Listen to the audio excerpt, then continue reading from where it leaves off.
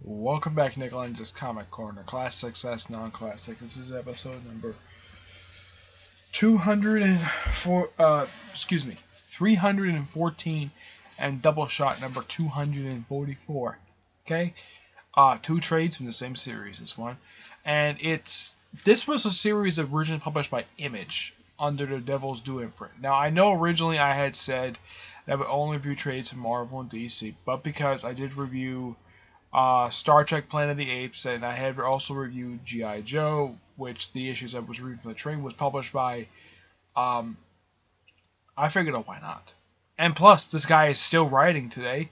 I mean, it's considered one of his best works, and it's a piece of work that a lot of people, when they think of this particular writer, this series, along with Nightwing and Grayson, are the first things that come to mind.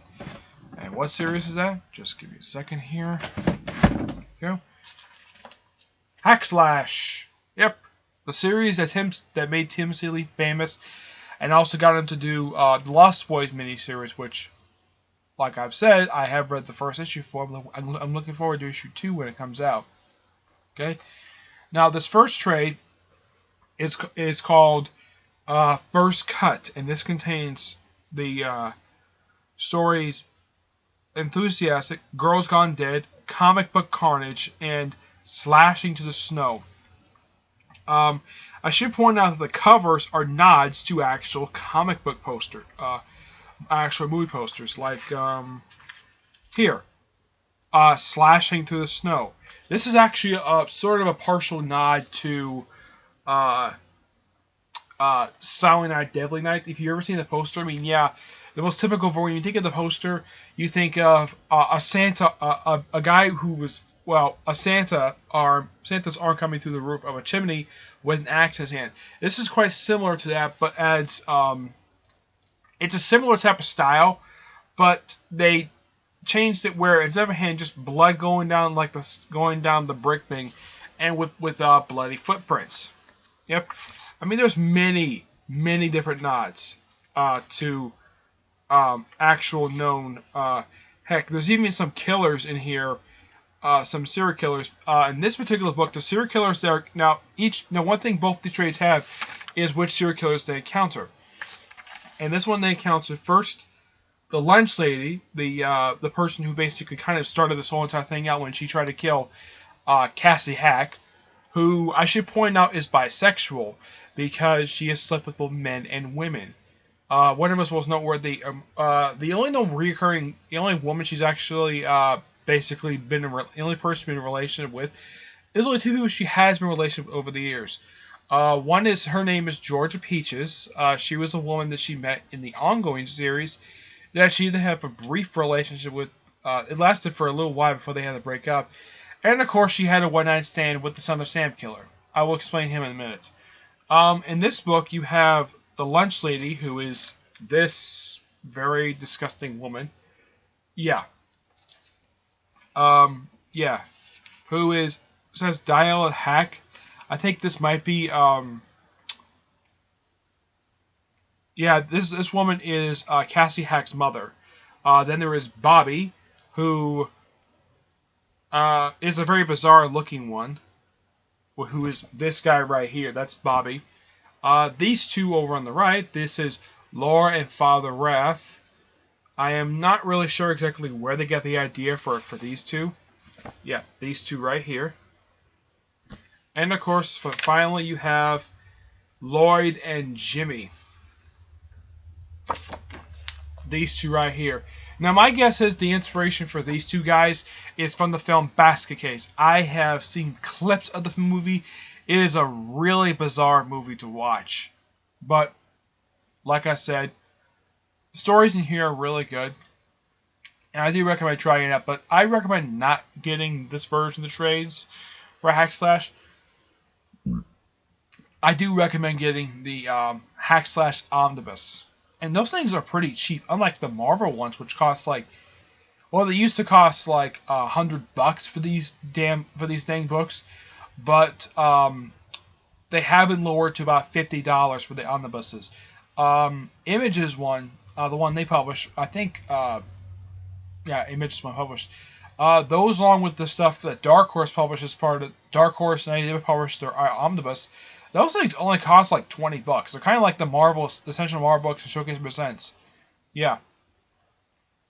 9 out of 10. Awesome. All right.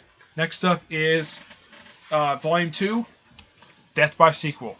This one contains the stories The Land of Lost Toys, which is kind of a nod to Island Lost Toys, Thrillers, Slice Hard Prequel, and Slice Hard. There is one particular scene in the book which I'm kind of like... Now, one thing I don't like about this particular version I picked up, it's missing pages. Yeah. There's one particular story in here where this woman who basically joins this secret society, this sorority, where they're all lesbians.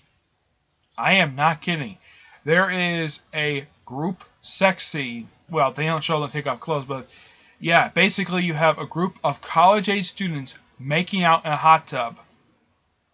I'm sure a lot of guys might get off on that, but yeah, I'm sure some ladies might not like that. Well, may or may not like that. It's up to you if you like it or not. But now, who were the slashers that Cassie Hack and Vlad? Vlad is I should point him out. Vlad is he's a big bulky guy. Let's see here. There is an image of him. Let's see, that's Cassie Hack. Yeah, the first trade also suffers this too, where it's missing pages. This guy right here, standing next to Cassie Hack, that's Vlad. He is sort of he's kind of like a messed up guy, but he's supposed to be.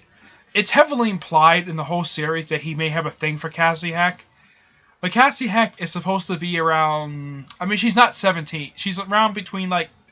I would say she's like 18 or 19. They don't really state exactly how old this character is.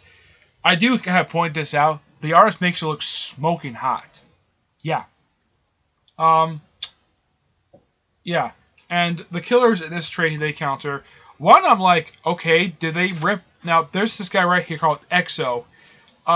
His look is heavily inspired by Pinhead. I don't know if Clive Barker saw that. I don't know if Clive Barker had a problem with it or not, because Clive Barker is the creator of of the character Pinhead. So I don't know if like people like Miramax or whoever currently owns the rights to I think Miramax is the one who owns the rights to Hellraiser. I don't know if they had a problem with this. I have no idea, but yeah. But they also have Maritime Snack. I'm not going to show what he does. He basically is a guy who keeps his head attached to his body, comes off and bites people's heads. He kind of reminds me of Pennywise the Clown. Then there is the Walking Man, who apparently has zippers for his eyes and mouth. Though his mask... I mean, if you look at this guy's mask, this guy right here, his mask kind of looks like what Black Mask is wearing now. I'm kind of like, why is he wearing this mask for? But he is. You also have Habitual Devil, who is a demon. You also have Black Finn, who I think is basically this universe's version of the Great White Shark from Jaws. Except it kind of looks like a megalodon. Yeah. I mean, heck, when this guy first shows up, he parodies the opening scene from Jaws. Yep. Then you also have Acid Angel, who apparently, and this is quite bizarre, apparently she is partially based upon Poison Ivy, a little bit, in that she kills people by making out with them, and does this to them. Yep, she does that. And there's also Ashley. Who is Ashley? Ashley is a spirit who is inhabiting a teddy bear. So you have a character inspired by Chucky. And yes, Cassie Hack does encounter Chucky. Yeah, at one point at this.